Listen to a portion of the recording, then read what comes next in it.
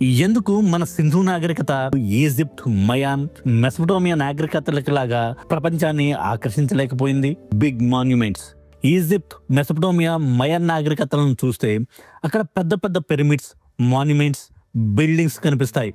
కానీ సింధు నాగరికతలో మనకు అలాంటి వ్యవస్థ ఉన్నట్టు కనిపించదు. ఒక ఊరు, ఇటుక గోడలు, రోడ్స్ లాంటివి మాత్రమే కనిపిస్తాయి. అందుకే ప్రజలు మిగతా నాగరికతలను చూసినప్పుడు కలిగే ఎక్స్పీరియన్స్, ఎక్సైట్మెంట్ సింధు నాగరికత సైట్స్ ని చూస్తే కలగదు. సింధు నాగరికత సైట్స్ ని చూసినప్పుడు అది కేవలం కొన్ని సంవత్సరాలుగా పాడుబడిపోయిన ఒక గ్రామం లాగా కనిపిస్తుంది, కానీ వావ్ ఎక్స్పీరియన్స్ ఇవ్వదు. కారణం, ఈ సింధు నాగరికత టెక్నాలజీని ఇప్పటికీ మనం వాడుతున్నాం. లైక్ రోడ్ సిస్టమ్, ఇటుకతో ఇళ్ళు, డ్రైనేజ్ సిస్టమ్, బౌల్ నిర్మాణం, ఈచ్ అండ్ ఎవ్రీథింగ్ ఇప్పుడు మన టెక్నాలజీ లాగానే ఉంటుంది. అందుకే ఈ నాగరికత ఒక మ్యాజిక్ లాగా అనిపించదు. అదే మయాన్, ఈజిప్ట్ లాంటివి, అక్కడ నిర్మాణాలు, పిరమిడ్స్, ఆచారాలు ఇప్పుడు మన సంస్కృతికి, మన జీవన విధానానికి సంబంధం లేకుండా ఉంటాయి.